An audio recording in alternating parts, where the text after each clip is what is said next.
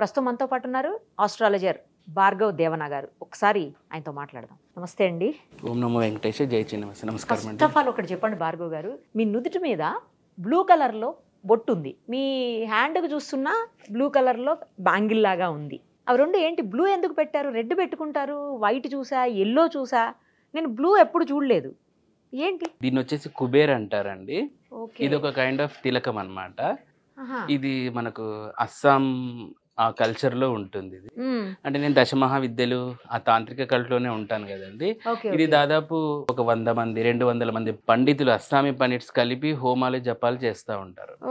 అప్పుడు స్పెషల్ గా కొంచెం మంత్రోచ్చరణ చేసి ఉండేదన్నమాట ఈ కుబేర్ అంటే. సో అది ధరించడం ద్వారా మనకు ఆకర్షణ శక్తి, వాక్ శక్తి ఇవన్నీ ఉంటుందని అనమాట. కామా క్యాపిటల్లో మంచి ప్రసిద్ధి ఇది. బట్ దొరకదు అంత ఈజీగా, అదే కదా, చాలా రేర్గా దొరుకుతుంది. అది నేను తాంత్రికంలో ఉంటాను కాబట్టి నేను కాస్త తెచ్చుకున్నాను. అది మీరు మాత్రమే పెట్టుకోవచ్చా, లేదా నాలాంటి వాళ్ళు నార్మల్ వాళ్ళు పెట్టుకోవచ్చా? ఎవరన్నా పెట్టుకోవచ్చు. దొరకడం అందరికీ కూడా ఇవ్వరు, అది కొంతమందికే ఇస్తూ ఉంటారు అనమాట. ఇప్పుడు మీరు మాకు ఇస్తారా? ఇప్పుడైతే నేను క్యారీ చేయలేదండి, పెట్టుకొని వచ్చేసాను. ఇంకా ఇది వచ్చేసి దీన్ని కుబీరా అంటారు. ఇది కూడా తాంత్రిక సంబంధమే. అంటే ఇది మనలో ఉన్న ఎనర్జీ ఉంటుంది కదండి, అంటే తంత్ర శక్తులు చేసి మనం పెంపొందించుకునే ఎనర్జీ ఉంటుంది కదా, అది మనకు అవుట్ సైడ్ వెళ్ళకోకుండా ఒక బంధం లాగా అన్నమాట. సో ఇవి డిఫరెంట్ కలర్స్ లో ఉంటాయి. బ్లూ ఎందుకంటే నాకు రైట్ నో శని మహాదశ నడుస్తుంది. సో అందుకని శనికి నీలాంజన సమాభాసం అంటాం, అంటే బ్లూ. సో అందుకని చెప్పేసి ఆ బ్లూ కలర్ బ్యాంగిల్ నేను వేసుకున్నాను. యాక్చువల్లీ నేను విన్నాను మీ గురించి, మీరు ఇంటర్వ్యూకి వస్తున్నారు తెలిసిన వెంటనే మీ గురించి తెలుసుకోవాలి కదా కొంత అని చెప్పి తెలుసుకున్నాను. అందులో నేను విన్నది ఏంటంటే మీరు అసలు ఫస్ట్లో నాస్తికులు, అసలు దేవుణ్ణే నమ్మేవాళ్ళు కాదంట. అలాంటిది మీ బాబు విషయంలో, అంటే బాబుకి ఏదో మాట రాదు అని చెప్పేసి ఒక ఆలయంలో, ముఖ్యంగా తిరుపతి లాంటి గొప్ప పుణ్యక్షేత్రంలో ఒక స్వామీజీ మీకు చెప్పినందుకు అవునా అని మీరు నిజంగా బయటికి వెళ్ళి టెస్ట్ చేయించుకొని డాక్టర్ దగ్గర అది అవునని తెలిసిన తర్వాత అప్పటి నుంచి మీరు దేవుణ్ణి నమ్మటం మొదలుపెట్టి మీ బాబు కోసం మీరే రకరకాలైనటువంటి పూజలు, విద్యలు అన్నీ నేర్చుకున్నారని చెప్పి విన్నాను. చాలా బాగా అనిపించింది. ఎందుకంటే ఒక నమ్మని వ్యక్తిని నమ్మించడం కోసమే ఆ సంఘటన జరిగిందేమో, దేవుడిని నమ్మని వ్యక్తిని దేవుడు ఉన్నాడు రా బాబు అని చెప్పడం కోసం ఆ సంఘటన జరిగిందేమో అనిపించింది నాకు. కరెక్టేనండి, ఇదేదో అన్నమయ్య సినిమాలో లాగా జరిగినట్లు అనిపిస్తుంటుంది నాకు కూడా. But it's a miracle really. నేను ఇట్లా టర్న్ అవ్వడానికి కూడా ఆ ఇన్సిడెంటే మెయిన్ కారణం. ఎందుకంటే మాటలు రానప్పుడు ఏదో ఒక శక్తిని నాకు అట్లా ఆ టర్న్ అయిపోయాను.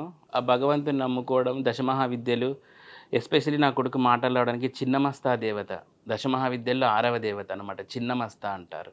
తనకు శిరస్సు ఉండదు ఆ అమ్మవారికి, తన తలను తానే నరుక్కొని ఉంటుంది. ఇట్లా చిన్నముండ అని కూడా అంటారు అనమాట.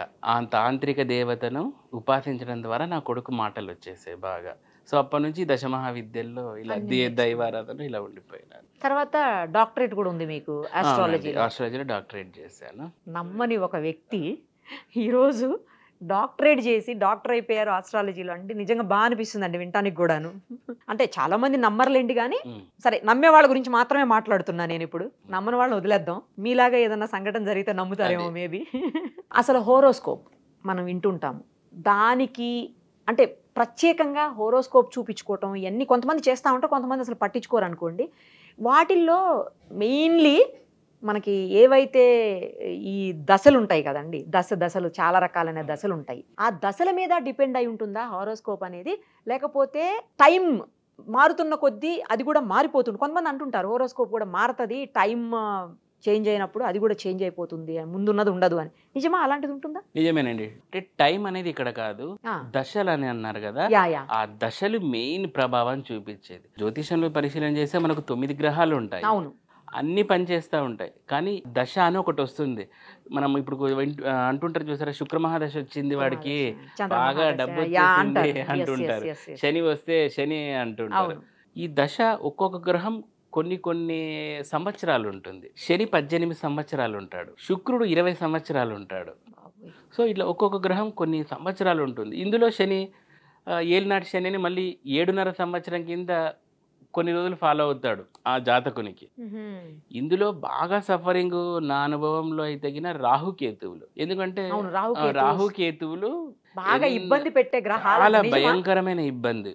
అది కూడా కొన్ని లగ్నాలకు ఆ ఇబ్బంది ఉండదు. మరి ఇప్పుడు ఫర్ ఎగ్జాంపుల్ వృషభ లగ్నము, తులా లగ్నము, మిథున, కన్య, కుంభ, మకర ఈ లగ్నాలకు రాహువు 3, 6, 11, 10లో ఉంటే ఇబ్బంది పెట్టాడు, మంచి ప్రయోజనాలే ఇస్తాడు. శని ఎంత ఇస్తాడో రాహు అంత ఇస్తాడు. అందుకే జ్యోతిషంలో శనావత్ రాహు అంటారు. అంటే శని ఈజ్ ఈక్వల్ టు రాహు అన్నమాట. కుజావత్ కేతు అంటారు. అంటే కుజుడు ఏమిస్తే కేతు అది ఇస్తాడు, కేతు ఏమిస్తే కుజుడు అది ఇస్తాడు. శనావత్ రాహువు, కుజావత్ కేతువు అంటారు అనమాట. అంటే శని రాహులకి తేడా లేదు. బట్ అత్యంత భయంకరమైన ప్లానెట్స్ సఫరింగ్ చేయాలంటే ఇంకా వాడి సర్వనాశనం చేసిన వరకు వదిలిపెట్టవు. నిజంగా అంటే టాప్ లేపాలి అన్న కూడా అవే. ఇప్పుడు రాజకీయ నాయకులందరికీ రాహు నంబర్ 1 గ్రహం. ఎందుకంటే చూడండి, రాహువు మాయావి, ఒక మాయ మాటలు చెప్పాలి. రాజకీయ నాయకులు అవే కదా, తిమిని పంపించేసే మాటలు. రాహు ఎంత అద్భుతంగా ఉంటే, ఎస్పెషల్లీ దశమ స్థానం రాహు ఉంటే సూపర్గా వాళ్ళు సక్సెస్ అవుతుంటారు. ఇప్పుడు ఫర్ ఎగ్జాంపుల్ లేడీస్ విషయంలో తీసుకోండి, ఈ సర్పదోషాలు, నాగదోషాలు వినే ఉంటారు. ఇవి ఎస్పెషల్లీ లగ్నం నుంచి పంచమ స్థానంలో రాహు ఉన్నప్పుడు ఎక్కువ ట్రబ్లింగ్ ఉంటుంది. ఈ లేడీస్కి సంతాన నష్టము, అబార్షన్స్, గైనిక్ ఇష్యూస్, ఇప్పుడు చిన్న వయసులోనే పీసీఓడి, ఇవన్నీ బికాజ్ ఆఫ్ రాహువు. కుజుడు తోటి కూడా, కుజుడు పంచమంలో ఉన్న అబార్షన్లు ఖచ్చితంగా అవుతాయి, రాహు ఉన్నా కూడా అవుతాయి. రాహు ఉంటే కొంతమంది చూసారా, పిల్లలకి హార్ట్ బీట్ లేదు, గర్భం. సో ఇవన్నీ because of Rahu effect. Rahu అనేవాడు అంత వరెస్ట్, అంత హై అనుకుంటే అంత హై చేసేస్తాడు. ఇక మళ్ళీ డ్రగ్స్ ఇట్లాంటివి మనం కేసులు చూస్తూ ఉంటాం. ఈ మధ్య కాలంలో డ్రగ్స్ ఎక్కువ ఇదైపోతుంది. వీళ్ళందరికీ రాహు ఎఫెక్ట్ అనమాట. రాహు 6th ఉన్నాడు అనుకోండి, లగ్నాత్ 6లో రాహు ఉండి యోగకారైనప్పుడు ఎక్కువగా ఈ డ్రగ్స్ కేసుల్లో ఇరుక్కుంటుంటారు. 12th రాహు ఉన్న డ్రగ్స్ కేసుల్లో ఇరుక్కుంటుంటారు, డ్రగ్స్కి అలవాటు పడతారు. ఎందుకంటే రాహు ఏ భావంలో ఉంటే దానికి వ్యతిరేకం చేస్తాడు. అది ఆయన లక్షణం అన్నమాట. ఆయన సాంప్రదాయ వ్యతిరేకి. 6లో ఉన్నాడు అనుకోండి, 6 అనేది ఆహారపు అలవాట్లు. 6లో రాహు ఉన్నోళ్ళు మ్యాక్సిమం ఎటువంటి దృష్టి లేకపోతే బాగా తాగడము, ఇలాంటివన్నీ చేయడం, బ్యాడ్ హ్యాబిట్స్ అన్ని. రాహు 6లో ఉన్న వాళ్ళు ఎటువంటి పాపగ్రహ దృష్టి లేని వాళ్ళు అట్లాంటివి బిహేవ్ చేస్తారు. అట్లాంటి కేటగిరీలో ఈ డ్రగ్స్ కూడా మనకు వస్తూ ఉంటాయి అన్నమాట. సో ఇట్లా రకరకాలుగా రాహు అనేవాడు ఇస్తూ ఉంటాడు. కేతు ఎప్పుడు కానీ హెల్త్ పరంగా డ్యామేజ్ చేయాలనుకుంటుంటాడు. రాహు ఎలాంటోడు అంటేనండి, ఒక ఎడారిలో ఉన్నామనుకోండి, ఏమంటాడంటే మనకు దాహం అవుతుంది, ఒయాసిస్ ఉంటుంది కదా ఎడారిలో. రాహు ఏమంటాడంటే, అదిగో ఇంకొక 2 కిలోమీటర్స్ వస్తే నీకు ఒయాసిస్ వస్తుంది అంటాడు. వీడు ఆశపడి 2 కిలోమీటర్లు పోతాడు. ఇంకొక 3 రా, నీకు మళ్ళీ ఒయాసిస్ ఉండి ఇంకా పెద్దది ఉండు. వాడితో ఇట్లా 10 కిలోమీటర్స్ నడిపించి అక్కడ తీరపోయి ఇంత బాటిల్ పెడతాడు. అంటే రాహు ఉన్న సిచ్యువేషన్ ఎగ్జాగరేట్ చేసి రిజల్ట్ ఏమో ఇంత ఇస్తాడు. అది ఎవరికి పడనోనికి, తన పార్టీ కానుకో, జాతకుడు తన పార్టీ కాకపోతే పెద్ద ఒయాసిస్ ఉంది అని ఆశ పెట్టి లాస్ట్కి చిన్న వాటర్ బాటిల్ 250 ml నీళ్ళు ఇస్తాడనమాట. కేతు అనుకోండి అట్లా కూడా కాదు, ముందే చెప్తాడు, నీకు అక్కడ ఒయాసిస్ ఉండదు, ఏమీ ఉండదు, నువ్వు ఇప్పుడే చచ్చిపోతావు గంటలు అని చెప్పేస్తాడు. అంటే కేతువు straight forward, direct answer. Rahu మాయ, వీడికి క్రియేట్ చేసి ఇది చేస్తాడు. కేతు డైరెక్ట్ చెప్పేస్తాడు మొహం మీద అనమాట, నీకు ఏమీ కాదు, నువ్వు చచ్చిపోతావు ఒక 1 అవర్లో, నువ్వు ఏం చేసినా గిలగిలా కొట్టుకొని చచ్చిపోతావు అని చెప్పేస్తాడు. ఇది రాహుకేతువులకి తేడా. ఇప్పుడు పూజలు చేయించినప్పుడు కూడా ప్రతి ఒక్కళ్ళు రాహుకేతులు పూజలే చేపిస్తారు, 2 మిక్సే కలిపి చేపిస్తారు. ఎందుకు? ఇవి ఎందుకంటేనండి 180 degreesలో ఉంటాయి. ఇవి జాతకంలో ఒక్కొక్కటి కొన్ని డిగ్రీస్లో తిరుగుతూ ఉంటాయి, ఇలా సోలార్ సిస్టమ్ లాగానే ఇవి కూడా.